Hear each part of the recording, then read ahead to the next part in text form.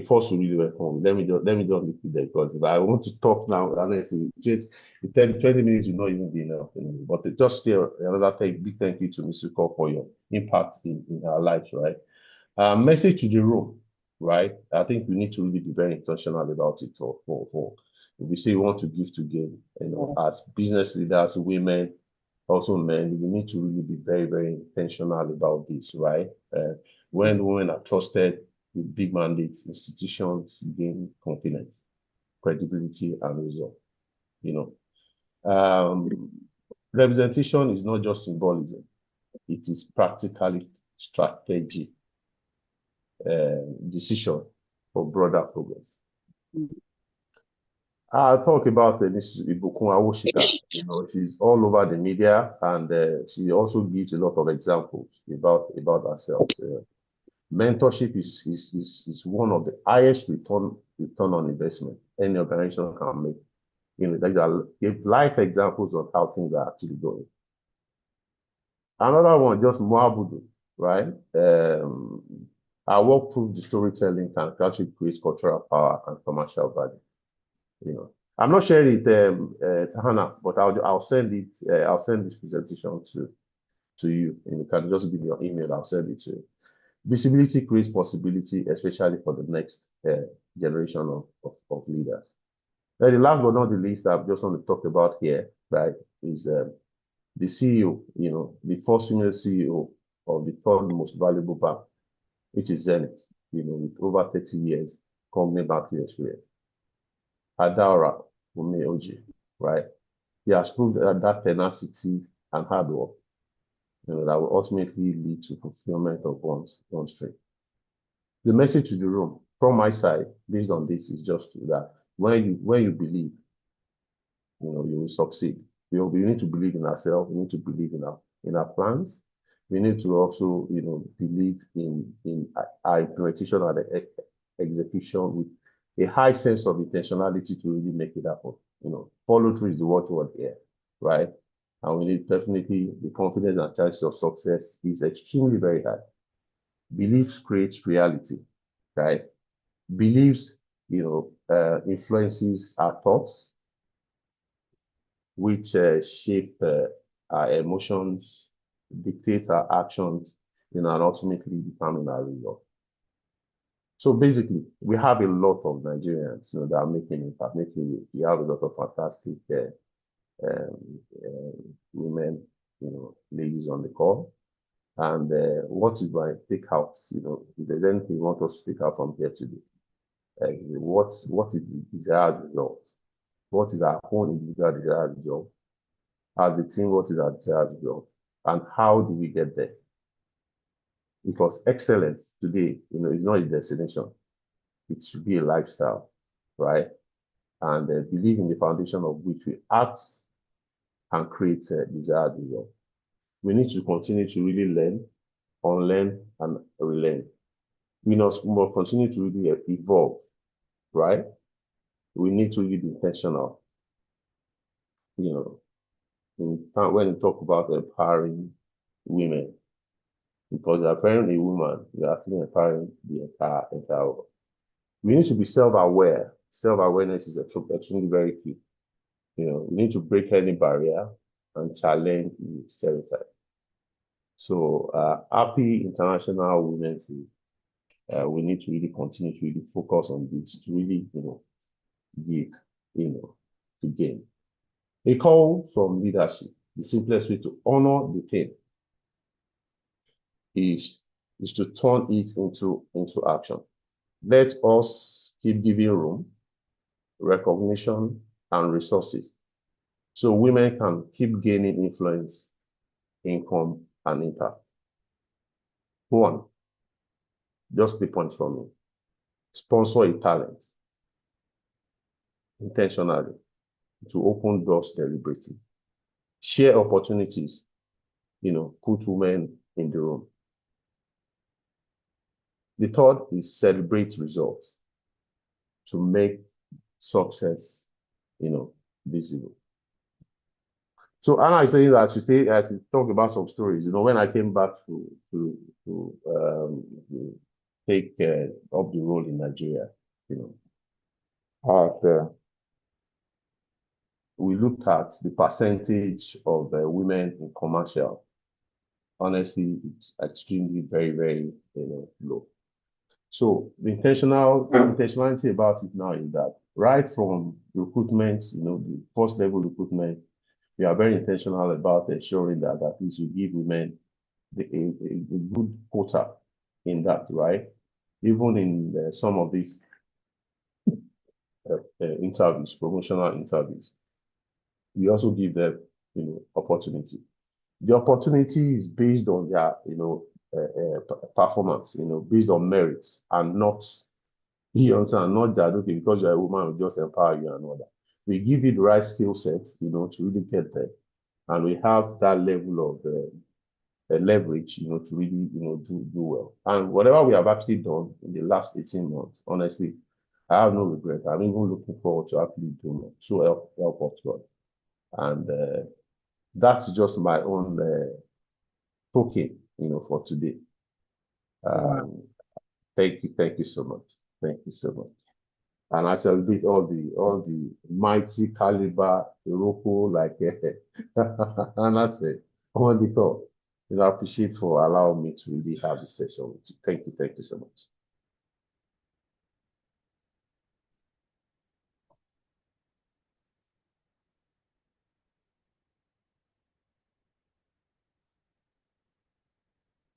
All right. Wow, where is my lady? Has network thrown her Thank you. Okay, go ahead. I was wondering. Go ahead, please.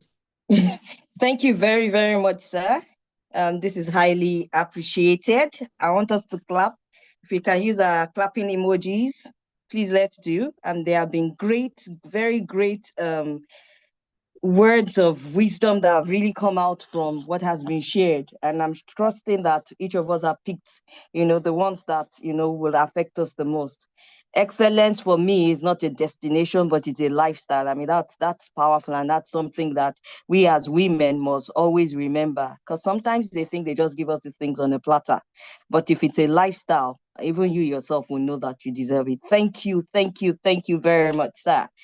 So just also being mindful of our time, and because we understand that this is evening and we have all got different places, and it's a sacrifice that we have made to be here, I will just go ahead and introduce the executive, the lead. I would introduce ED Fumi Ogunbiyi, the president of EDL alumni, for her brief talk to tell us more about the alumni group, the Executive Diamond Ladies group. And I'll read her profile before she actually comes up to begin to talk to us. Just 1 second, please. All right. So ED Fumi Ogunbiyi is the president of the Executive Diamonds Alumni, Ladies Alumni. She's the head of technical operations, Stanbic IBTC, and a visionary leader with over 15 years experience in live business operations, underwriting, claims management, and compliance. So I want us to put her hands together using our emojis and using the emotions available as we welcome ED Fumi Ogunbiyi for her brief presentation, telling us what the whole Executive Diamond Ladies is all about. Thank you very much, ma'am. Thank you so much. Thank you very much, Idibemika, and happy to be here at this year Women Networking Conference. I hope you can hear me clearly. Can you just confirm that? Am I audible? Yes, you are. Yes, we can hear you. Well, I can hear you clearly, ma'am. Please go ahead. Yeah. Thank you so much. Happy to be here. So this section is actually to discuss, to make you aware what Executive Diamond Ladies is all about. When I was being introduced, our host told us that I'm the president of Executive Diamond Ladies. And what is Executive Diamond Ladies Alumni Association? Executive Diamond Ladies Alumni Association was battered out of the Executive Diamond Weekend Out, a new concept in work-life balance.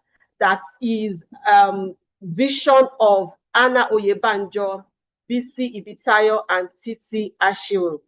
They came together and came up with a concept in order to help women to develop ultimately in professionally all-round 360 women development. They came up with that concept, and after the development of the EDWO program is a weekend getaway in Lagos for leading professionals, professional ladies, to train them, to expose them, to rediscover themselves, and also to position themselves appropriately for leadership role. When our guest speaker was speaking, you recall that he made mention that we have to be intentional. We have to be intentional about our growth. And this was what the Visionaire came about by developing the Executive Diamond Weekend Out, which EDL came out from. So we've had 4 different editions of this program, and we've had different high-flying speakers that have come to speak with us at these different programs. We've had Otumba Debola Oshibogun, Mrs. Bola Adeshola, Mrs. Fumi Robert, Mrs. Fumi Babinti Ashaye, Barrister Folake Lawal, Mrs. Uko. You recall when our guest speaker was speaking so highly of Mrs. Uko. We're happy to have you on this call today. Dr. EJ, we had Dr. Tony Sonny, Mrs. Didi Wilson, and Dr. Priscilla Imade. It has been an awesome time together. And Executive Diamond Ladies Alumni Executives, these are the executives, the women, the high-flying women holding the baton and leading the alumni program, being led by me. We have Mary Ezage, we have Munisola Folonshaw, Idi Funke Amusan, Idi Shola Apolaji, Idi Catherine Nwosu, and Idi Enobon Ezekiel. We call ourselves Idi, and what Idi means is Executive Diamond. And for 2026, Executive Diamond Weekend Out is going to happen in October 9 to 11, 2026. It's promised to be another fantastic time for executive women, a time to learn and to unlearn, a time to rewind, a time to develop our leadership skill, and also reposition ourselves appropriately for the next appointment. We've had world-class ladies as speakers, I mentioned earlier. It has been an high-level C-suite engagement. Networking is real. Networking is at the highest. We network within ourselves, and we're able to leverage on our network. So what are people saying for people that have attended these different programs? These are the experience that has been shared regards the program. People are saying it's amazing, insightful, beneficial, it's revealing, it's superb. The experience has been deep self-evaluation, very impactful, phenomenal, fantastic. And I believe that if you key into this program, you will also join those that are going to give their experience, share your positive experience as well. And we did a survey. You know, we like taking feedback because we believe that feedback helps us to ultimately grow. And for the feedback that has been taken towards after this program, 100% of the participants replied that they will definitely recommend the program to another leaders, to another woman that is another professional woman, in order to ensure that we position ourselves ultimately. Okay, this is another program. This is another program by the Anna Associates, which is the Silver Liners. The Silver Liners is for younger ladies for exponential leadership. And this Silver Liners was battered out of the EDWO program in 2023, when the senior executive came together, and they came together and requested that there should be such program for middle-level female managers. And why? Because we believe in mentoring. You know, we believe that middle-level managers need to be mentored so that they also develop and position themselves appropriately for the next position. So that was how the Silver Liner co-ops was battered in 2023, and it started in 2024. I'm going to skip this. The sections are sections where the Silver Liners, the sections and the speakers, they has been highly impactful. we've had two different sections, two sections in 2024 and section in 2025. It has been a highly impactful session for silver liners. And these are reports from delegates on silver liners. 100% of the delegates says the program met their expectation and they're ready to recommend the program to another person. Most delegates would like to be mentored by Executive Diamond. They are keenly interested in being mentored by Executive Diamond, which is one of the role, which is the reason why they are created, so that they can be mentored by those that are well positioned above that level. If you are interested in this program, Silver Liner is going to come up between June 18 to 19 this year, 2026. For Executive Diamond, Weekend Out is going to happen October 9 to 11, 2026. And this year, we are blending it with an international program, and that is going to be a business leaders retreat in Ghana. And that is because we believe that international exposure is also great for us as leaders in order to position ourselves not only in the sound of Nigeria, but in the world. And we're starting off with our Ghana business retreat this year, 2026. If you are interested in any of this program, we would like to get your details. Please put down your phone number and your name, or you can contact Remy on this number, 081-310-82488. I repeat, 081-310-82488. And I believe that number will also be dropped in the chat. Please do well and drop your name and contact in the chat. Thank you so much. Happy to be here.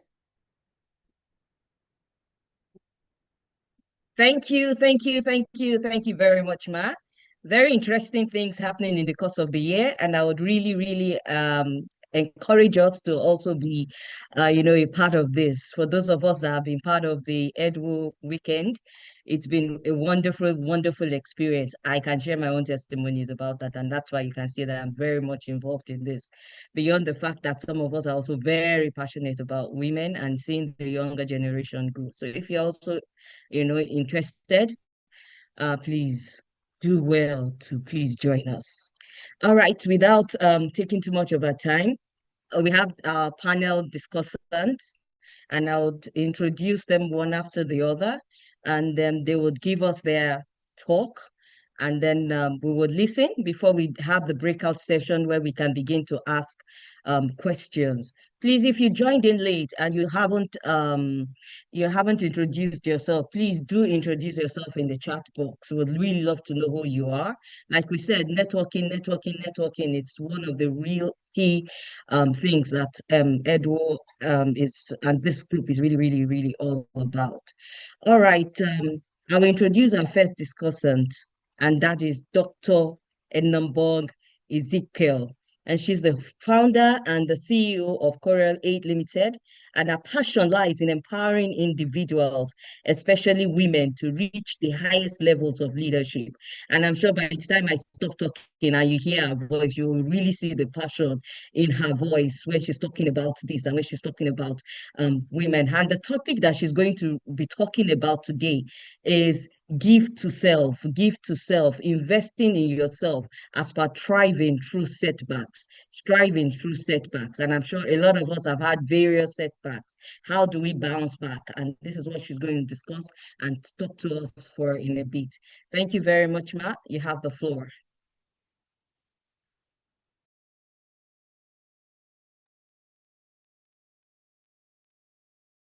Thank you so much, Idigbemi. Thank you so much to Idiana, Redwood Consulting, Anna and Associates, and every other person who is part of organizing this amazing opportunity for us. My name is Enambong Ezekiel, and I have very limited time, so sorry. I have very limited time, so I'll just jump right to it. So my own session this evening is talking about investing in yourself, thriving through setbacks. And when Edie Anna had put this out, to ask, some of who was interested in speaking about certain topics that she put there. This one stood out for me because I mean, I personally have had my own fair share of setbacks happen to me in the course of, different times of my life, career-wise, personal-wise, and all that. And I felt this was something that spoke to me, and then, of course, the theme of this year's International Women's Day, which is gift to gain, is something that really registered, to me. And I felt, what I wanted to start, take up this topic. And in these very few minutes, I'm just going to talk about this. I'd like to again greet everyone in the room, and to all the my seniors in this room. I'd like to say thank you. I'd like to say Auntie Ikwo, it's such a good, it's actually fantastic that you're on this call as well. Auntie Ikwo is my big auntie. Outside of those who know her personally in the career, she's actually my big auntie. And it's good to have her on this call because I have a lot of respect for the work she's done. Mrs. Bumi Oke, I have a lot of respect for the work she's done as well. So I'm really grateful to be here. But I want to start by asking a very uncomfortable question. When was the last time any one of us here invested in yourself? Not your children, not your team, not your partner, but the woman behind all these rules, the entirety of these rules. If I ask that we all start dropping, our answers on our responses on the theme, the answer will be 6 months ago, 5 months ago, 3 months ago, 2 months ago, and that's why we're here, and this session of thriving, investing in yourself and thriving through setbacks, is actually something that I want to talk about. It is a necessity, it is a strategy, and the generous thing that you can give to yourself is to invest in yourself regardless of whatever setbacks that you face. Now, I did a bit of a research and realized that 87% of women, who have faced setbacks in their lifetime have transformed this into learning opportunities. 87% of women have made this a learning opportunity, or, they've taken very painful setbacks and then transformed it into learning opportunities. I need you to note this statistic, which is pretty high, 87%.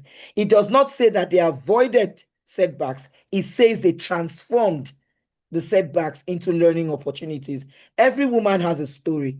Every woman has a story. A missed promotion here, an ended relationship there, a health scare somewhere. Every woman has that. Those are not signs that you are not enough. They are just simply phases and chapters in your life that you are passing through. And those chapters are not the end of your story. And that's what I'm trying to say here to you today. They're not the end of your story. When a setback hits, the instinct is to internalize it, ask what went wrong with me. But the question is whether you will still face those setbacks. How will you respond when those setbacks come? And what will you do with those setbacks when they come? I had a setback in 2024. My mom passed. I came back from my mom's burial. May 2nd, by May 4th, my home was being demolished. That was a setback. What was I going to do with that setback? Was the question. So setbacks they come and then they test you, and then how do you grow and begin to discover other hidden talents, other hidden strengths that you have? And that's what we want to look at today. So your story is not the end, it's actually just the beginning. Now, what does it mean to invest in yourself? What does it mean to invest in yourself? If there was ever an investment with a guaranteed return for your health, your career, your relationships, would you make it? Would you take it? That investment is you. Now, if you remember in the plane, most of us here we probably travel, which is why you have the oxygen mask principle. So the air hostess is saying, in the case of an emergency, put the oxygen mask on yourself. Do that for yourself first before you do for others. But the instinct with us women, the first thing that happens, and I have seen that happen before, is that when the the event actually happens, first and foremost, you're putting the oxygen mask on your child, or you're pushing it to your spouse who is next to you, or whoever it is that you're traveling. The last person you decide to do is put it on yourself. So investing in yourself is actually a deliberate, an intentional point of you telling yourself that you want to grow and evolve. You want to secure your own mask first before you begin to secure others. So it's important that you understand that because you cannot pour from an empty cup, you must intentionally and deliberately learn to invest in yourself. Now, how are you giving to yourself? What do you do when you give to yourself? How do you give to yourself to gain everything? You give to yourself permission to rest. Take a break sometimes. Give yourself the gift of learning.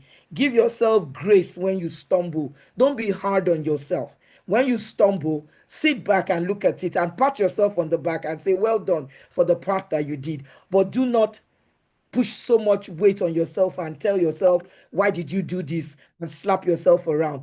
How do you invest your time and money? When you give to yourself all those things, you gain something. When you rest, you gain confidence and resilience. When you have the gift of learning, you gain the capacity to lead authentically. When you give yourself grace when you stumble, then there is the freedom to choose, parts that are, other parts that are there for you. And when you invest your time and money, then you have the power to inspire others. You can't pour from an empty cup. So the need for you to first of all give to yourself to gain the other things that you need is very important. Now, how do you understand your setbacks as stepping stones? Consider Oprah Winfrey, and I put those famous indirects for a reason. She was fired from her first job for being too emotional. J.K. Rowling was rejected by 12 publishers before she could publish Harry Potter. Serena Williams, overcame a life-threatening injury and returned as number one. When you understand what your setbacks are, and your setback is just simply, a feedback that your approach needs maybe a readjustment, then you ask yourself, what strength am I building? How does this direct me towards my own true purpose? What am I looking at? How am I looking at setbacks? We must understand that setbacks are not exactly failures. They are just a moment in time whereby you sit back, you breathe, and then you take a break, and then you look and say, okay, you know what? How do I redirect myself back, and get myself back on track? I walked out of a 9 to 5 and I sat back and I looked at myself. How do I redirect myself? Today, I'm running a podcast. Okay, I've transferred those weaknesses or those setbacks and I've moved them into strength, as the case may be. Now, the 4 pillars of your self-investment: your physical investment, your mental and emotional investment, your financial investment, which is very key, and your relational investment. Your physical investment is your body. Your body is the vehicle. If there's a problem with your body, there's a problem with everything. So start small. How do you sleep? Do you sleep well? Do you take time off? Do you take walks? We did in Edwo, the alumni, we did this 10,000 kilometers challenge one time, and so many people were into it. We also were having time to come out to do exercises. So, and it was helping us a lot. Your mental and emotional, how do you process setbacks? How do you celebrate your wins? Do you even celebrate your wins? Do you give yourself a pat on the back? How do you do that? Do not ignore your mind. Very important in your self-investment. Do not ignore your mind. Invest in therapy if you have to. I recently became a certified counselor from the Chartered Institute of Counseling. Invest in your mind. Coach people, process your setbacks, celebrate those wins. For your financial investment, invest in educational skills. So many of us are laid back. We are just sitting down. We are not doing anything. The masters that we had in 1970 is the one that we still have today. So much has happened. AI, so many things have happened. Last year, September, October, for 2 months, I invested in AI. I was learning AI for 2 straight months to just be ensured that I am on track. How are you investing in yourself? What are those things that we're doing? And then your relationships. When Anna came up, she was talking about networking. It's important. Invest in this community, invest in mentors, invest in friends, invest in people that will move you forward, not aproko kind of people, people that are going to add value to your life and move you on. And then when you have a setback, how do you come back from that? Women who give to themselves, they gain everything. So I put 4 different types. So you could be somebody who was laid off. How do you use that setback of a job loss to finally start your own business and turn your career, into a new beginning? If you are a mother raising children and you went to school to become an engineer, but you feel it's too late because you took time off to raise your children, how are you investing those skills? What are you using with those skills? You could start an online training program, many things you can do. If you had a health crisis, a major health scare, you could emerge from that and prioritize your well-being and start some sort of wellness for people who, are going through what you went through. If you had a venture that failed, what did you learn from it, and how can you turn that into something that you can use to trade? So how do you come back from those setbacks? How do you plan your comeback session? And that's what brings me to the practical steps on how you can start to do that. You can begin to take actions on could be a weekly basis, it could be a monthly basis, something that works for you. Thrive. So I have this mantra of thrive. T stands for transform. Ask, what is this teaching me? H stands for heal. Give yourself permission to feel and to process. R stands for reflect. Honestly assess what happened and what you can control. I stands for invest. Set the skills or support needed, to move forward. V stands for vision. Reconnect with your ultimate goals. E stands for execution. Take the next right step. Momentum will consistently build the movement that you need. And so that's where this comes in. Journal what you want to, when you've identified it, journal what you want to ensure that you extract from the lesson of your setback. Then choose a pillar to invest in, not plenty. Start by it, schedule it, choose one thing, action it, schedule it, choose it, and begin to do something about it. Then tell someone your commitment, because you want accountability for it. So you share that goal, and then you ask the person to be like your accountability partner, so that you will be able to leverage on that. Then you want to get to overcome these obstacles. When we don't invest in ourselves, and how do we change that? Barriers. So you start to hear voice of guilt. Women, we always hear this voice. When I talk to people, I heard a voice telling me. I don't know whether we are the people that the voices are always speaking to. The voices seem to speak to only women more than men, in my own opinion. So I don't deserve this. That's imposter syndrome. That's a voice of guilt. I should be taking care of others first. You're conditioning yourself to say, me, I can wait. Others should go before me. And then the voice of fear. What if I fail? And then the voice of scarcity. There's always something happens and you are like, I can't do it. What if I cannot afford it? No, the truth is, when you hear the voice of guilt, you tell yourself, I deserve this investment, because your growth, if you are able to come out of that setback, will benefit the people around you. You can grow the people around you. Self-care is not selfish. You cannot pour from an empty cup. I am the queen of self-love. I take care of me, and then I'm now able to take care of other people that are around. And I see that failure, I've said it over and over, failure is just a part of success. The many times I fail is the many times I know I will succeed. Failure is the path to success. It's not the opposite of success. It's the path to success. You don't see it as the opposite of success. But I failed, but I know that the next time I try again, I'm definitely going to break through. And then resourcefulness beats resources. There are always many ways. Do something. Free courses. Don't just sit down, women. Don't just sit down. Consistently be doing something. Then the ripple effect of that, obviously, is that your family will begin to see you. Your children will see you as a mother who values herself. Your partner will see you as a woman who respects herself, and then you bring energy. You must constantly bring energy. Have you seen HO? HO is on a high. On a high 150% of the time.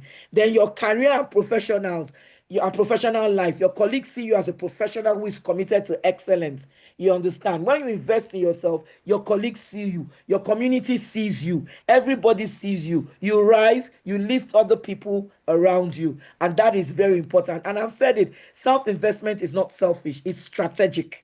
It's not selfish, it is strategic. And I put this roadmap to say, in the next 90 days, take a good look at your life. 90 days may not be a long time to see the change you're looking for, but look at the next 90 days. Move through awareness, move through action, move through integration. You know, Thank but look you. forward, acknowledge how Thank you, far you have Dr. come, and you know the challenges that you want to. Yes, I'm done. And then celebrate what you have already invested in. Every challenge that you've come through, you've come so far, acknowledge it, invest in yourself, celebrate what you've invested in yourself, and know that it is your moment to give to yourself. So what will you do after this session? Will you commit to an investment? Will you identify your setbacks? Will you tell somebody about your commitment? What is that thing that you do? And I'd like to close by saying, remember that yes, you are worth the investment. Every investment you make in yourself is an act of courage. Every setback is an act of power. And the moment you choose yourself is an act of revolution. So give to yourself today and you gain a lifetime of possibilities tomorrow. Thank you very, very much for this platform and for the opportunity to share, briefly. Thank you. Thank you very much, Edie Enobong. Honestly, if you give her the platform, she can talk the whole night. And honestly, you will have plenty things to learn. I'm sure from the little that she had said, we can pick a lot of things from what from what she has. We can glean a lot from what our experiences so far. Before we continue, I will please want us to recognize Mrs. Nkechi Ali Balogun, a very powerful PR expert. Thank you very much, Ma, for joining this call. I know we've recognized quite a number of us, but we just want to, especially thank you for joining us. I would introduce the next discussant. Actually, our panel of our discussants should actually be speaking for just 5 minutes. But again, because we know that we're running out of time, so we've decided to close out the breakout session. The breakout session was actually for us to be able to, interact a bit more and ask questions if we have any questions. So please, if you have any questions based on all the different topics that the discussants are taking, please drop them in the chat room and each of them will pick them up and answer your questions. If you have any questions, please do drop them in the chat room. If you joined in after we did the introduction, please do introduce yourself also in the chat room. If you didn't register and we don't have your email, please drop your email so that we'll be able to send you across documents that are used for this webinar today immediately after it's done. Thank you very much. I'll quickly introduce our next discussant. Our next discussant is Dr. Priscilla Imade, and she is an advocate for avoidable blindness eradication. She's also the Managing Director, Modern Eye Care Foundation, Ojodu, Lagos, and the Chairperson of Modern Eye Care Foundation. She is an author with 2 books to her credit, Glaucomia, The Silent Thief of Sight, etc., and a columnist with Frontier Online newspaper. I want you all to join me together as we welcome to discuss with us. Give your voice, gain your seat, give your voice for others. Thank you very much, Ma. Thank you very much. I'm so excited to be here. Can I share my slide, please? I'm not permitted. I don't know if you can share from your side. It's a great privilege to be here today. I say Happy International Women's Day to all women. Please, can you hear me? Yes, Ma, I can hear you. Okay. Yes, Ma. Oh, great. Awesome.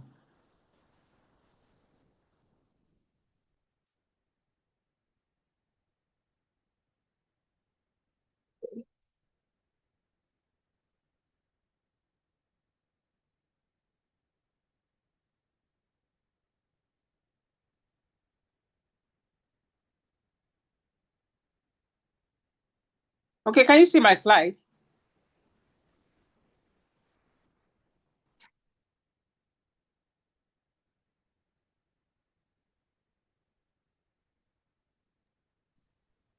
Not yet. Oh. Okay, you want to speak to it because Okay. of our time. Okay. All right, thank you. So my topic is give your voice, gain your seat. Give your voice for others. And I would like to look at this topic from three major perspectives. First, as a woman, you cannot give your voice if you don't know who you are. You cannot speak for others if you can't speak for yourself, if you have not been able to identify who you are. So first, you need to identify who you are. Who are you? Who am I? You must be able to answer that question before you can give your voice. And if you are able to do that, then you can gain your seat. And as much as possible, you can as well give your voice for others. When you identify who you are able to curate a great vision for yourself. And then we can talk about service. Every meaningful change in the society begins when someone decides to speak.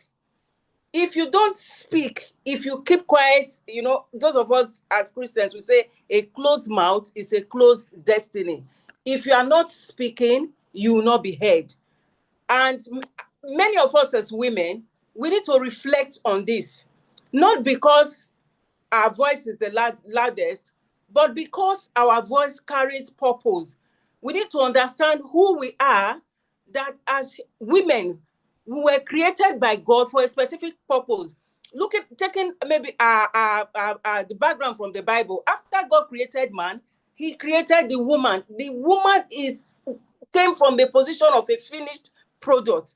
So we are very special. We carry purpose. And when we use our voice, we can create opportunity, we can shape systems, and we can change lives. I remember my own story when I started, my practice of optometry. I started talking about avoidable blindness. First, it started as a passion. But today, when you talk about advocates for avoidable blindness in Nigeria, my name will always pop up. I started talking about avoidable blindness because the question was, why should people go blind when blindness can be prevented? And we simply just look at why people are going blind. And I just picked an aspect. Oh, I can advocate. It didn't cost me anything. I could talk to people. I could create awareness about avoidable blindness. And in that regard, God has helped me to carve a niche for myself. And many people, their eyes have been saved. Their lives have been changed because they heard that word from me or from my foundation. So before you can gain influence, you must understand who you are, and identity will answer the question. You must ask yourself, what do I stand for? Identity will give you direction, confidence, and clarity of purpose. And when your identity is clear, vision becomes very powerful. So as women today, I want us to go back home and ask ourselves, who am I? Go and answer that question. Because vision will allow you to see beyond today and imagine a healthier society.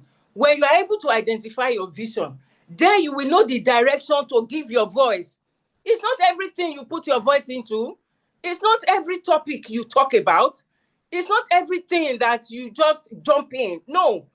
When you have identified who you are clear about your vision, then you can put your voice as a woman in that direction, whether career-wise, spiritually, in terms of God calling. You can know, oh, this is what I'm called to do. And you actually face that direction. Your voice can, result in transformation. Vision, we put your voice into action. And every campaign and reform begins with someone choosing to speak. But as women, I know that there are quite a number of barriers facing us, especially in Africa. Number one is cultural barriers. As women, we chicken out. We just feel that, oh, a woman cannot talk. Women should keep quiet. When the men are talking, women should not talk. I'm not saying we should challenge, our male folk or, rebel against the norms in the society. But the point is, as a woman, God has given you a unique voice.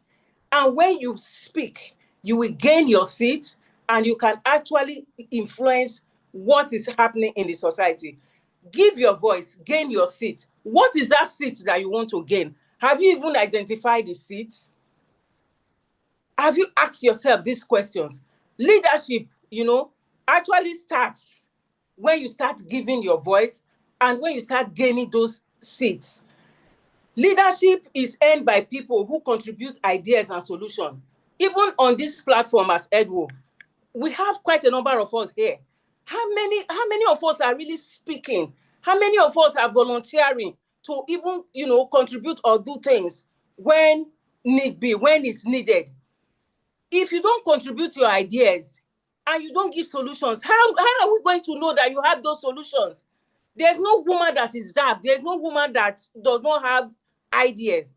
You might think, oh, nobody will listen to me. Or maybe because of a complex, you just feel, no, I don't want to say anything. Volunteer. Everything is not about money. Contribute that idea. Whenever we are called upon to do anything, give your voice. When you give your voice, you will gain your seats in that area. And there are so many seats you can gain. When a woman uses her voice, she will gain seats at decision-making tables. Your voice will make impact for others. And please, as women, let us not forget giving or mentorship. Mentorship is very key, and that's the purpose of this Edwo. Identity plus vision plus giving actually leads to true leadership. And this true leadership will rest on 3 pillars. Like I said, identity, know who you are first and foremost.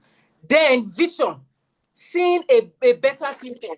Then giving, using your influence to serve others. A message to women. My message this evening: the power of your voice can influence communities. We understand from history that Mary Slessor alone stopped the killing of twins in Nigeria. There are quite a number of great women. Some of our speakers have already mentioned this. When you give your voice as a woman, you can shape professions. We have a lot of women in different spaces today doing great and amazing things. You can inspire generations. It is easier for a woman to inspire generations than even a man, if we understand who we are. When you give your voice, you can claim your seat. You can claim that seat. When you use that seat to serve others, you are creating a lasting change.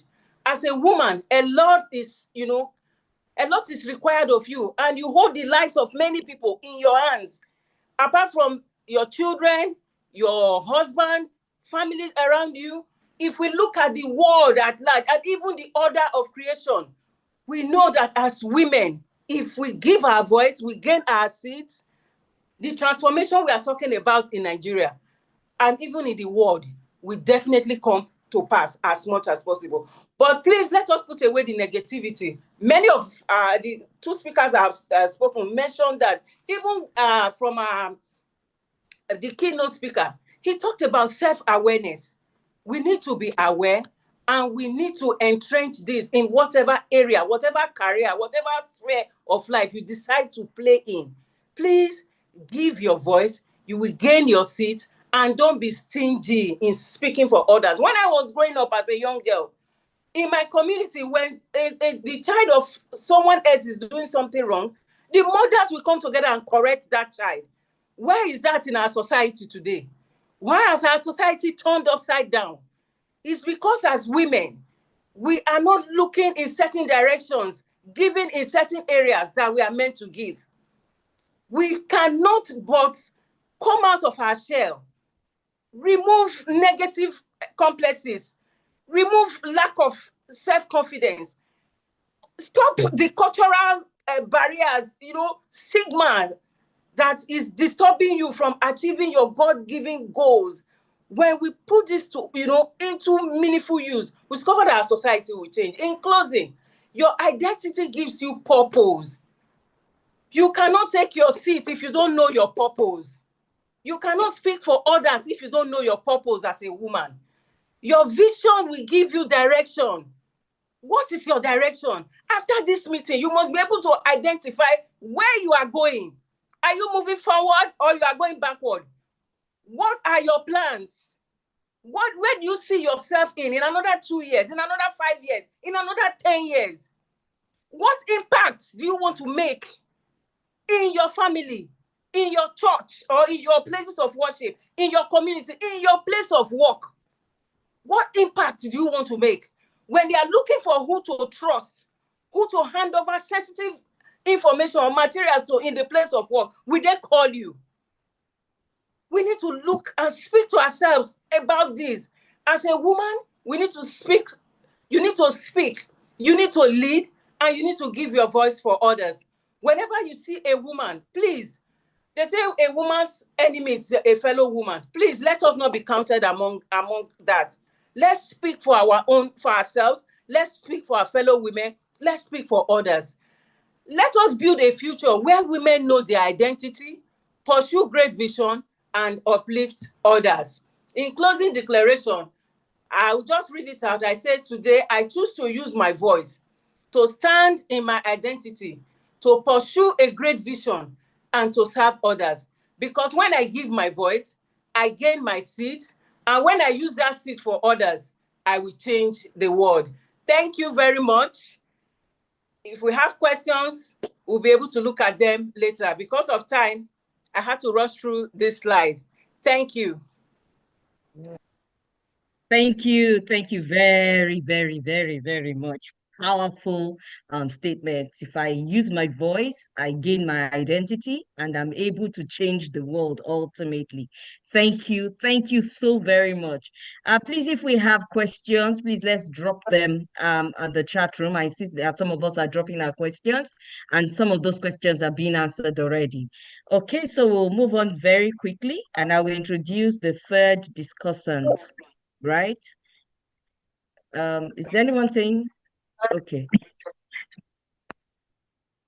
All right, so I will introduce our third discussant, and she is Mrs. Odunayo Adeniji. Mrs. Odunayo Adeniji is the Group Head Human Resources, Odua Investment Company Limited. She is a result-driven HR and corporate services leader with a passion for business transformation through people, strategy, and systems. And today she will be speaking to us on investing in the next woman at career. Investing in the next woman at career. Thank you very much, Ma, as you go ahead and give us your talk today. Okay, good evening, everyone. Happy International Women's Day once again. Please confirm you can hear me loud and clear. Yes, Ma, I can hear you. All right.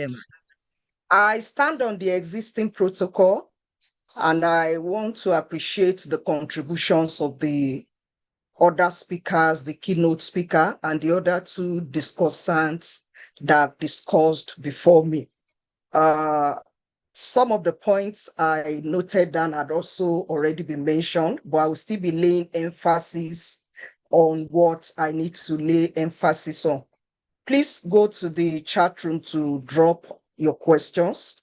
The topic before me this evening is investing in the next woman at career. And that is talking about intentional mentoring and coaching of other women.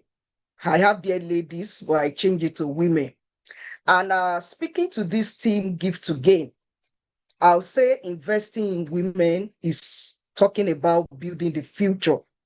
And this reminds us that progress for women does not happen by accident. It happens when women intentionally lift other women. That means it has to be a conscious and deliberate effort. Every woman in this room today, we have the power to invest in another woman's career journey. And how do we do this? Through mentorship, through coaching, through sponsorship, and also through advocacy. And what's the key message for us? When women support women, organizations grow, communities thrive, and future leaders emerge. I'll be looking next at why do we need to invest in the next woman? Why does it matter to us? And the first thing I will say is that women often face a lot of invisible barriers. Some barriers are even visible. And this speaks to limited access to leadership networks. Thank God for a network platform that we are using at the moment and some other platform that are coming up today for women. We also have fewer sponsorship in terms of senior leadership, in terms of work-life expectations. You will agree with me that it's a great challenge for a woman at work, depending on the phase of life that you have at time. And I would say intentional mentorship helps to bridge these gaps. Mentorship accelerates career growth. Research has consistently shows that employees with mentors are more confident, they are more likely to be promoted, and they are more engaged at work. And I will use my life as an example in terms of career when I newly switched to HR. Because I needed to catch up with some other colleagues that started the career from the base. I didn't start my own from the base. I crossed from commercial to HR. And I made up my mind I'm going to catch up. So I gave myself a timeline. I had to read through, I have to ask a lot of questions. And the first head of HR that I was opportune to work with, she spotted that potential in me and she gave me that opportunity. I remember when she was going on maternity leave, I was not even the person next to her. I was not the deputy, maybe at the level of an assistant manager. And she went away for like 3 months. Eventually, the 3 months became 4 months. But thank God for the opportunity, for the exposure. And when she came back and I needed to hand over, I remember when we were having the discussion, and she asked me, how did I see this opportunity? And right from there, I was able to interact with senior leaders. I was even able to interact up to group level. And that gave me a pedestal. Like one of my mentors in those days would say, career decisions are not taken the way I think about it. When they are discussing you, what comes to mind? Is there a voice up there which women plays a vital role to be able to mention one good thing, one positive thing, your contribution and achievement? The second thing I would say is that when women lift women, organizations also benefit. Organizations with strong female mentorship cultures experience higher retention of female talent, better leadership, diversity, stronger innovation and decision making. Take for instance, I mentioned the other time that women are at different phases of life. Maybe you have the younger ones these days that we call Gen Z, on those ones that are just newly married. And they are just confused. They don't know how to navigate one thing or the other. The fact that they have women who have gone through that phase and who are also achievers career-wise, that they can discuss with, they can own up to, could be a great deal in encouraging them, teaching them maybe some of your own coping mechanism and walking them through the phase. So the key message in that regard is investing in another woman's growth is not charity, it's leadership. What does investing in the next woman, what does it look like? And I will talk about 4 practical actions. The first one that I will talk about is mentorship, share experience. And when I'll be speaking to coaching, I will also talk about that. In career, this does not necessarily need to be formal. It can be formal and it can also be informal. I believe in the concept of everyday coaching. As the opportunity calls for it, or once you see a need for it. So it could be formal, it could be informal. For those that are in formal sector, there could be a structured way of handling it. For those that are in informal sector, someone that is also learning a trade is building a career. Someone that is trading is building a career. So every opportunity that you have to share experience with them, you are also mentoring them as well. Mentorship means guiding someone using your experience. And what are the examples? What are the experiences you could be sharing? You could be helping a younger Kali to navigate career decision. You could share your experience. I started my career this way. These are some of the ways you need to go about it. It could also be sharing lessons from mistakes and successes. And when we are sharing experience, let's not only be sharing the good side. Let's also tell them what we have done wrong, what lessons we have learned, the outcome. And if we have another opportunity again, what we will do better. Also giving honest career advice or any form of advice as it relates to life. And the practical approach to do this, depending on your style, you can schedule monthly mentorship conversations. I do that a lot, despite my busy schedule. I try once in a month to catch up with my mentees. Beyond the one I schedule to try to do individually, sometimes I join everybody together, depending on the issues that we are discussing, and also help mentees set career goals. Coaching is talking about building capability, which is also another way. And what coaching does is that it focuses on developing specific skills and confidence. And in my own definition, I say coaching is helping someone to identify his or her potentials. You unlock the potentials and you put them through on how to maximize those potentials. Examples of this could be you are preparing someone for leadership responsibilities. You want to help other women to develop communication on negotiation skills, or guiding them through difficult workplace situations. And the questions in that regard is, what do you want to achieve in the next stage of your career? What skills do you need to get there? All these could be centers around coaching. The third area is sponsorship, which is talking about advocate for women. Sponsorship is when you actively recommend women for opportunities. And examples of this are recommending a woman for leadership training. I'm sure where we are today in this network, someone recommended us, and that's why we are. So you also could extend that to other women. Nominating her for projects or for committees. There are different committees, there are different projects. Some are even in form of volunteering. Based on the potentials you have identified, you could nominate someone. You could nominate another woman. While speaking about her strength when she's not in the room, I mentioned it the other time. Those of us that are already at the leadership position, and we have that opportunity, especially when we are discussing people. What do we discuss?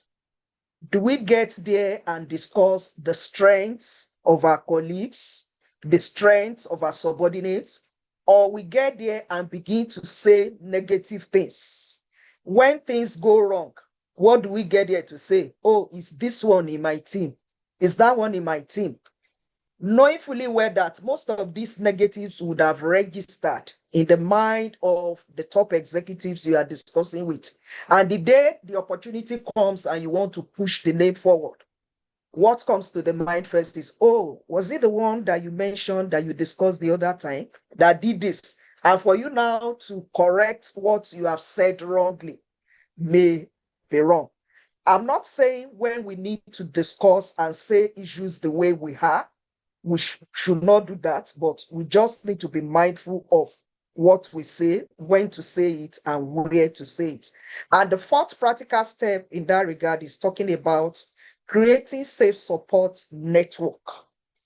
This is one of the network that has provided such opportunity. More can also be created. Women need communities where they can learn and grow together. And examples of such communities are professional women network, peer mentoring groups, learning circles. And what this assists us to achieve is it builds up our confidence. It makes us to be more visible, and it creates shared opportunities. I'll go to practical advice that I have for women in this conference, which I encourage each and every one of us, if we are not yet practicing it, to start immediately. The first one is be intentional. And the question to ask yourself is, who is the next woman that I can invest in? Secondly, share knowledge freely. Don't hoard knowledge. Any knowledge that you have gained and you are not willing or ready to invest or share with another person, over time, the knowledge remains with you. Your experience is a valuable currency, so share it. And the third thing I would say is that support without competition. Let's shift from competition to collaboration. The fourth thing is be visible and vocal. Speak out. Blow your trumpet. That thing that you know, say it out.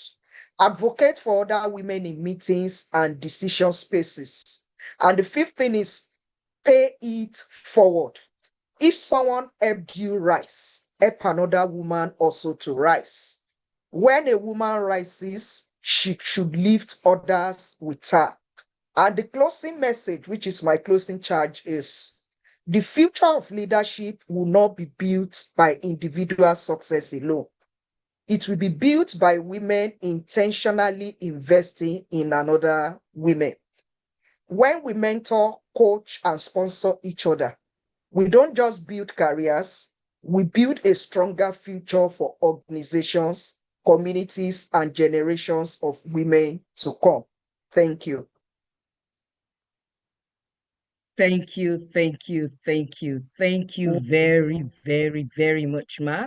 It's getting hotter, and you can see that our discussants are really, really, really on fire. Please, I know we're really behind schedule and behind timing, but I please want to implore us. It can only get better. So we have one more discussant, and I will quickly introduce her.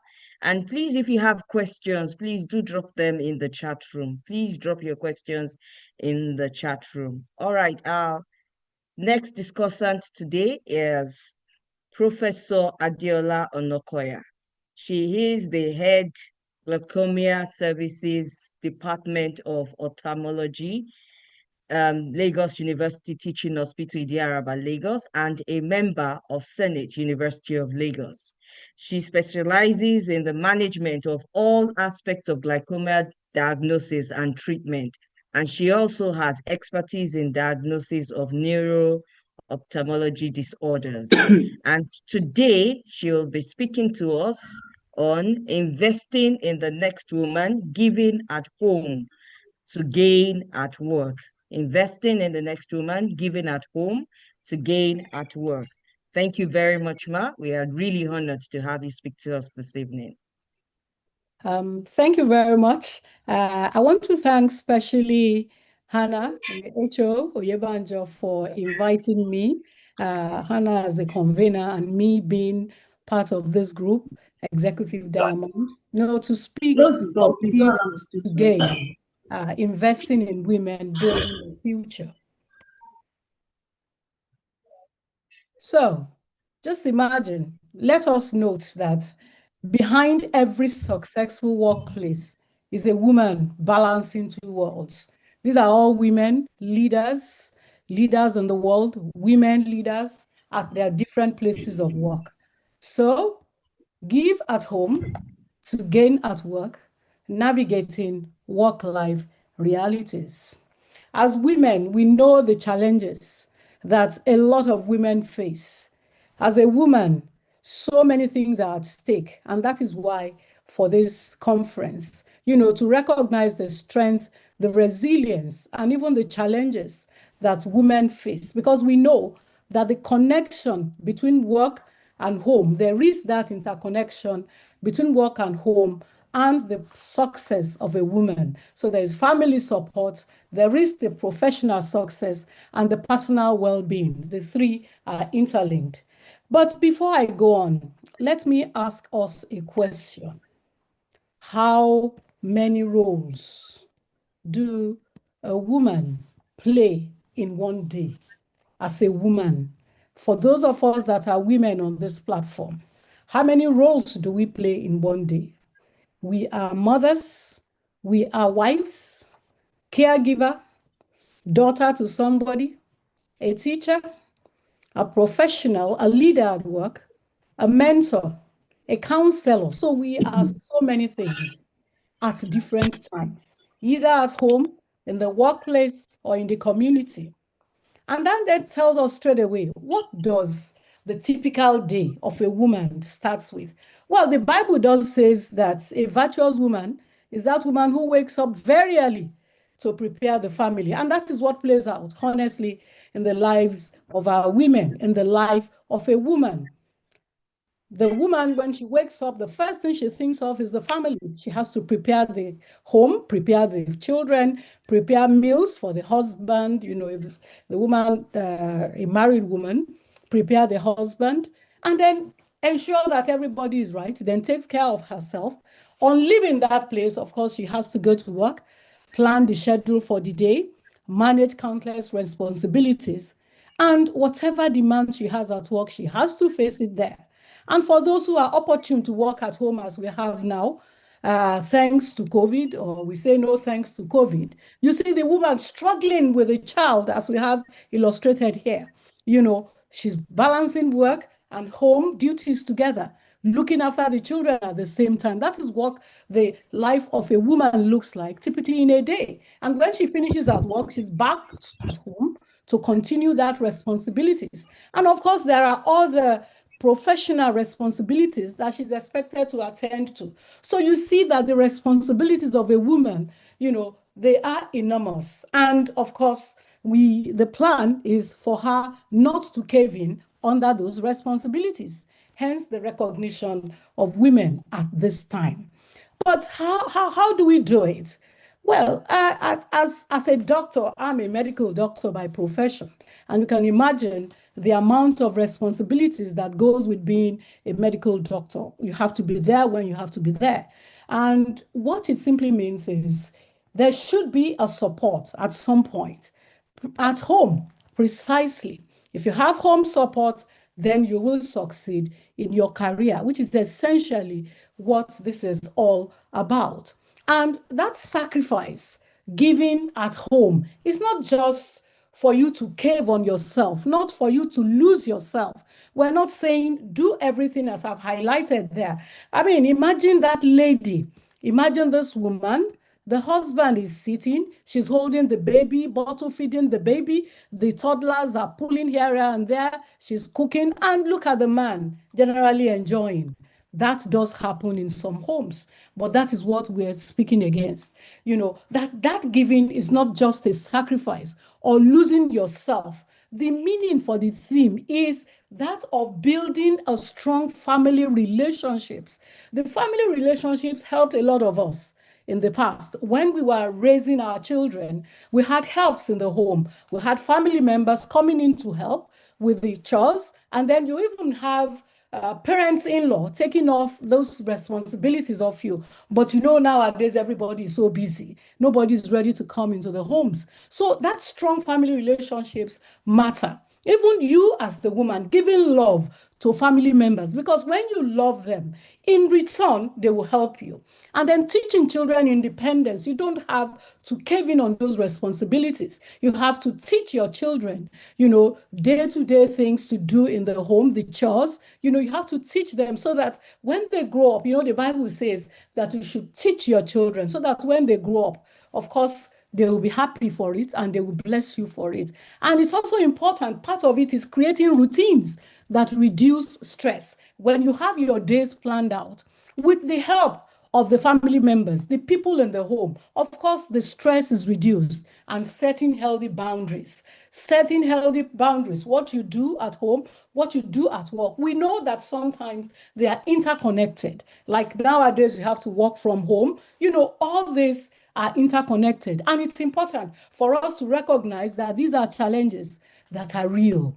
And so in connecting the team, giving at home and giving at home and gaining at work. So if you have a stable home environment with help, shared responsibilities at home, people helping out at home, understanding families, of course, that woman will be a thriving woman.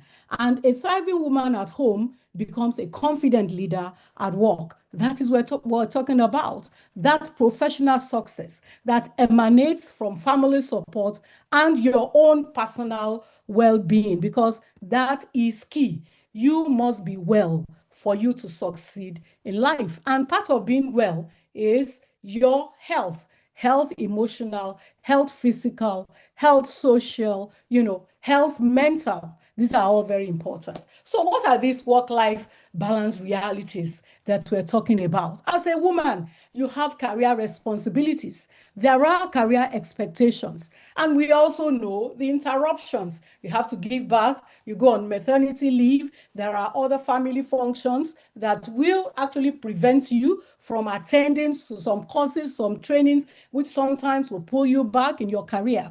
And then there is the family and caregiving responsibilities. The woman is there, you see the picture, as you're pulling one, you have to make food, you have to prepare the food for everybody in the house, you have to run to the market. As you are coming back from work, you have to branch at the supermarket to ensure that you have what is needed at home. This is a huge responsibility. And what about the community and cultural expectations? Of course, the larger family, there are some responsibilities that they expect from you, even cultural, even religious, that is expected from you. And of course, last but not the least, is your own emotional and mental load. What are you putting yourself under? All this matters because you need to be well. Your mental health has to be right for you to be able to shoulder all these responsibilities. So the reality then for us as women is that women juggle multiple roles. We are number one multitaskers, if I'm allowed to use that word. We multitask, as you are cooking, you are reading, as you are doing that, you are, trying to sort out a lot of challenges, even at work, so many things. So there is the need for that work-life integration of all these challenges. However, statistics has shown us that 70% of global unpaid caregiving job is on the woman. The woman is the caregiver for the child, takes care of her elderly ones at home, takes care of all the household chores. So 70%, and these are unpaid. They are unpaid for. And at the same time, this is a lady who works full-time at work. And it has also been shown from research that women work 2 times as much in the house, compared to men. So these are all the issues. Now, and at the same time, we're expected to excel at work. So this is why the support at home matters. We also need support at work, but support at home is key. Because when there is that shared responsibilities at home, there's a help at home to look after the children when you are away at work. There's somebody there to pick the children from school. You don't have to run from the office to pick the children after work. And then this support then breeds stronger family ties, and it enables professional growth. It's when your mind is at rest that you can sit for that exam, you can study for exam at night, and then you can pass. And it enhances self-assurance. You're sure of yourself that in this career, yes, you're growing. And it also increases your confidence. And it also leads to greater success in the workplace. So what then are we supposed to do? What are these strategies? What are the strategies that as a woman that we need for this balance? Number one is self-care. Self-care, Edie Enos spoke a lot about self-care. Self-care is number one. Self-love is critical. You must love yourself. And as Edie Imade said, self-love, self-care, know who you are. When you understand who you are, that's where you look after yourself. And loving others. When you love others, they will love you. And through that, you bring strong support system. The people in your home, love them. Don't look down on anybody. love others, even in your places of work. That helped me a lot. And set realistic expectations, set realistic boundaries, know when to stop. At work, know that I need to go home. Or when you are at home, when you have responsibilities, attend to them. But we do know that at times, you might have them one running into the other. And it's important for us to learn to delegate.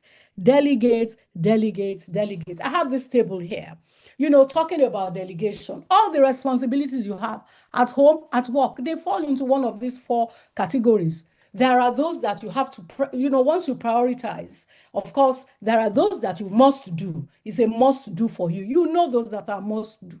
And then the next one are those you can defer, leave till later. You cannot finish all the responsibilities in one day. And then learn to delegate. Delegate to people who will handle it responsibly, either at home or at work. And then there are those we need to delete. There are those you don't even need to attend to at all. And learn to celebrate small wins. It helps the brain, and it even helps the mind.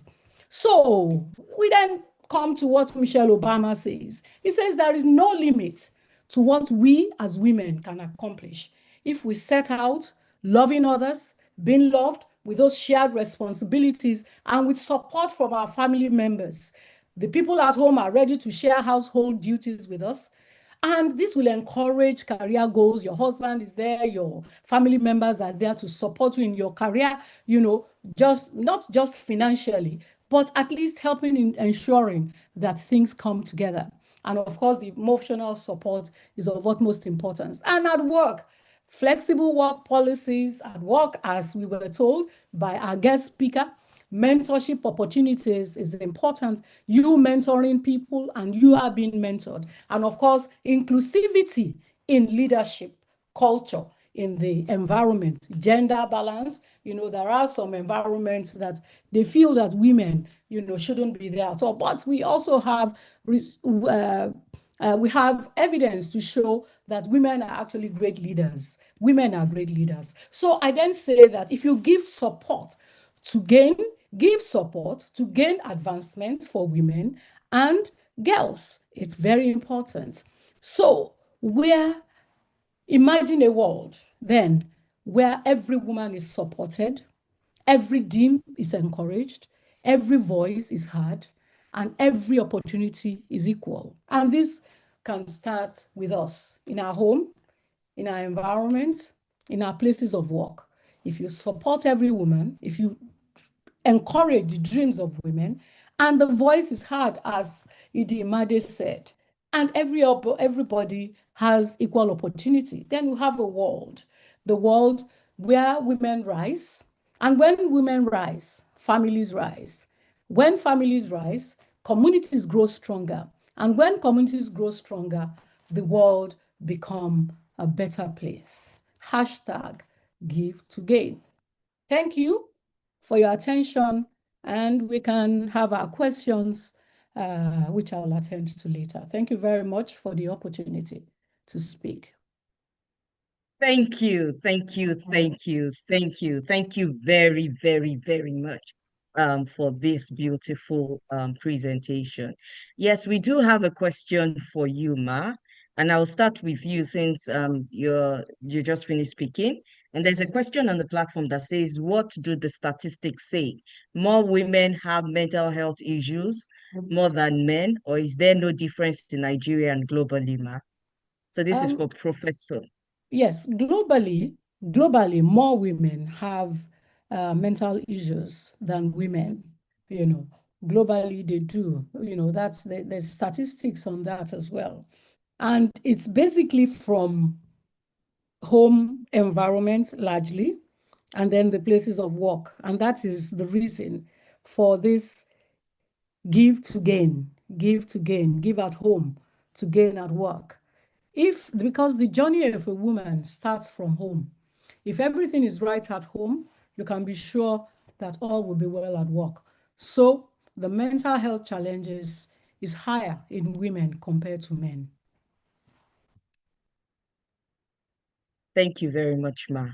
And I'm sure in the course of your discussing, you've also mentioned why. And that's because, I mean, in a day, women do, they function in 10 or 11 different things. And I think that's also where it's coming from. Thank you very much, Ma.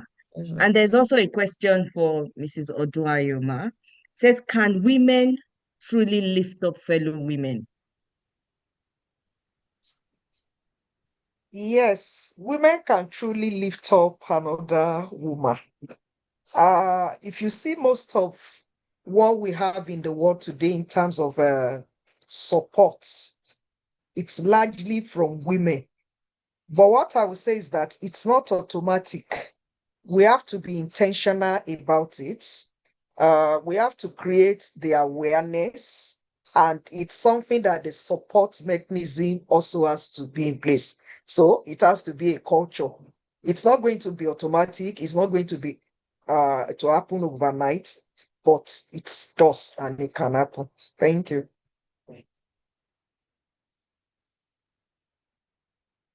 All right, thank you. Let me jump in. I'm sorry to break protocol. The lady whoever asked to say, can women lead women?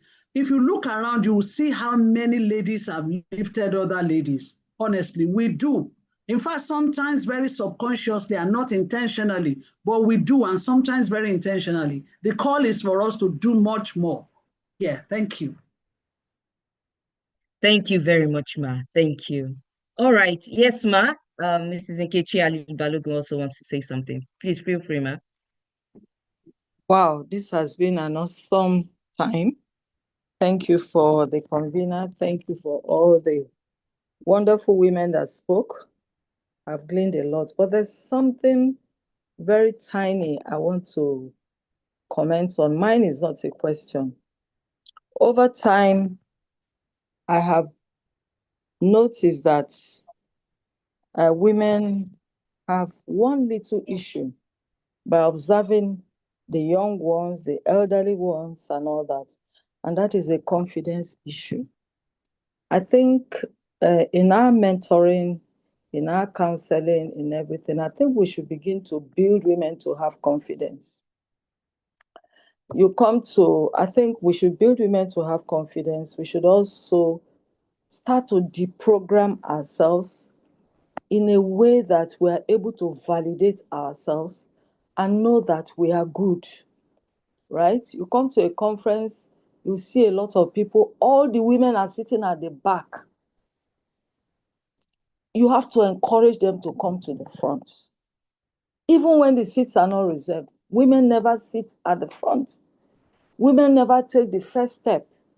You know, they keep telling themselves, we are not good enough, or it's not my place. So, and then we also have to teach women to stop feeling guilty about things they cannot take charge of. All right, these are the few things I just observed that we really have to work on it. Women should start deprogramming themselves. Women should stop feeling guilty about things that they are not, they don't have any charge over. And then women should learn to build their confidence. Only that way that we can internalize all these things, all these beautiful things that we have said tonight. Thank you. Thank you very, very much, Ma. Thank you so much for this addition. Madam Priscilla also wants to add something very briefly, please, so that we can actually wrap up now. Yes, Ma, you can go ahead, Ma. Okay, thank you. Thank you very much. I just want to lend my voice to the question asked by the person that said, can women actually lead women? I want to encourage us as women to begin to reorientate ourselves. Like the last speaker said, that we need to deprogram our minds. So the person that asked that question, I just want to ask, look at yourself as an individual. Think back to your family, your home. Who was your first leader? Let's be honest, let's be sincere. Most times, our mothers are actually our first leaders. So we've kind of, imbibed, this belief that as women, we cannot lead ourselves. is not a true narrative. Have we done the statistics to know how many women have actually raised other women? I'm not saying we don't have our downsides, but I think, you know, it's not a statement of fact. Women are born leaders. Women are actually the first leaders that we know in the society. It's just that we don't have that confidence. We have cultural barriers. We have a lot of things that is actually, you know, bringing us backwards, not making us take our place, gain our seat as it should be. So let this meeting this evening make us go back and think. Let's start changing that narrative. It's a falsehood that has been sold to us that as women, we cannot lead ourselves. I tell you, as women, we can lead ourselves, and we should begin to change that narrative. I know it's very peculiar to Nigeria. We just say, oh, Nigerian women, and then we are full of negatives and things like that. But when you go to other countries of the world, we don't necessarily, you know, equate it to them per se. Men have their own stuff. They have their own negativities as well. But please, I want to enjoin all women in this place. Let us change that narrative. And wherever we see such a narrative being peddled, let us, you know, try to reorientate the people there, try to change the programming in their mind by lending our voice to say, as women, we can lead other women. And together, God will help us. Amen. Thank you. Thank you very, very, very, very, very much, Ma. And with this, I think we can actually come and say thank you. I'll do the vote of thanks, and then I will hand over to Edie Anna to then wrap up for us. So, ladies and gentlemen, as we have come to a close of this very remarkable gathering in our celebration of International Women's Day, our hearts are deeply filled with, you know, gratitude for joining. Today has been more than a program, and I'm sure we have seen it. It has really, really been more than a program. It has been a moment of reflection, a moment of learning, empowerment for every woman that is here. And like Edie Anna said, I'm sure there's some men hiding somewhere. It has been an empowering time for every one of us. And we have been indeed reminded that investing in women is truly investing in communities, is investing in future, is investing in the family, and indeed is investing in the world. I would really, really want to first thank our distinguished keynote speaker, Mr. Bolade Odulami, for the powerful insight. You know, one of the very powerful things that he said is that excellence is not a destination, and that's something very powerful, a profound statement that I'm also taking out of here. It is a lifestyle. Thank you very much for the powerful insights, for the inspiration shared with us today. Indeed, your words have challenged us to think deeper, to rise stronger, and to embrace possibilities, you know, ahead of us. Thank you, sir, for lending your voice and wisdom to this very important conversation. We also want to deeply, you know, appreciate all our esteemed discussants who have enriched this program with their thoughtful contributions. Thank you, Dr. Eno. Thank you, ED Dr. Eno, you know, who reminded us about investing in ourselves, you know, and also striving through setbacks, using herself as a very powerful example. And I'm sure a lot of us have had various setbacks. How do I rise up from here? And thank you for that powerful acronym you gave us for THRIVE. Transform, ask what is it teaching me, heal, reflect, invest, vision, and execute. Thank you very much, you know, for reminding us that a setback is not the end of us, but actually to use it as a stepping stone. Thank you, Dr. Priscilla, for the powerful perspective on give your voice, gain your seat, and a reminder that we must use our voices not only for ourselves. We must use our voices not only for ourselves, but we must also use it to inspire, to speak up, to step forward, and to create a space for somebody else, to create a space for somebody. Thank you for also reminding us that we should not be our own enemy, and that today I must choose to use my voice to stand in my identity. Thank you very, very, very much, ma.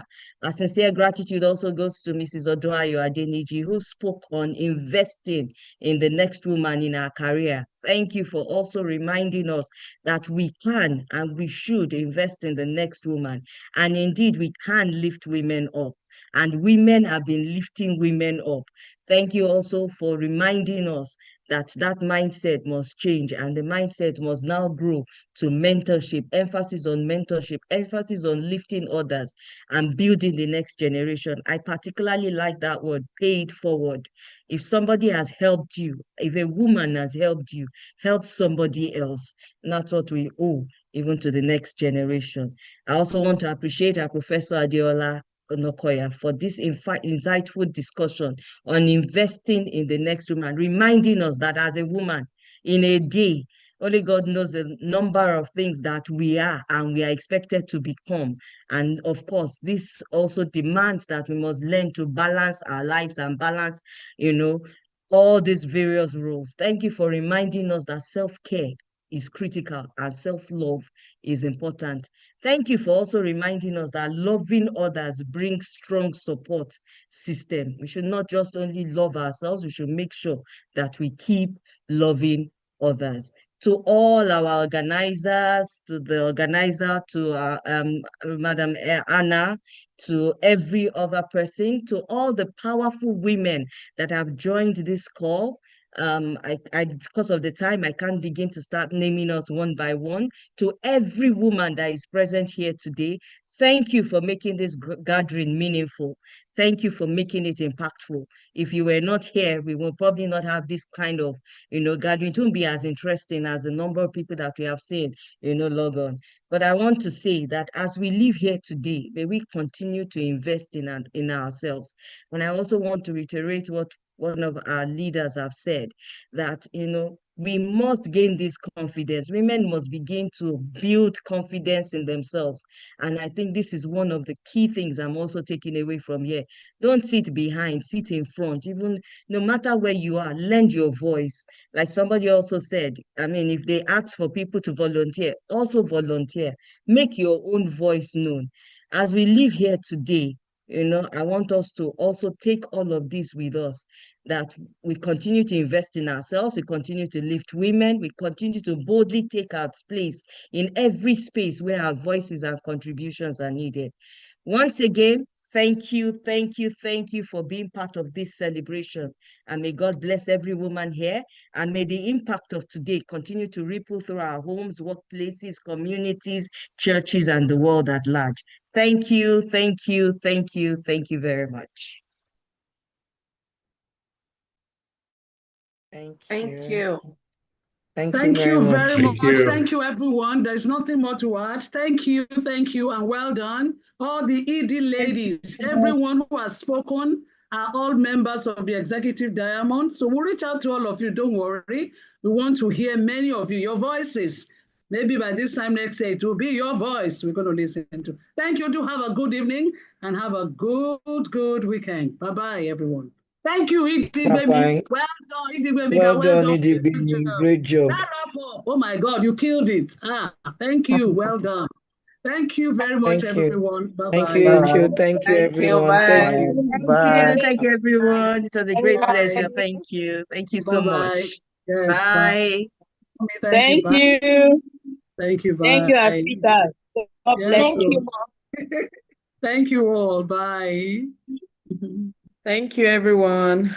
Thank you. Thank you. Thank you, Ma.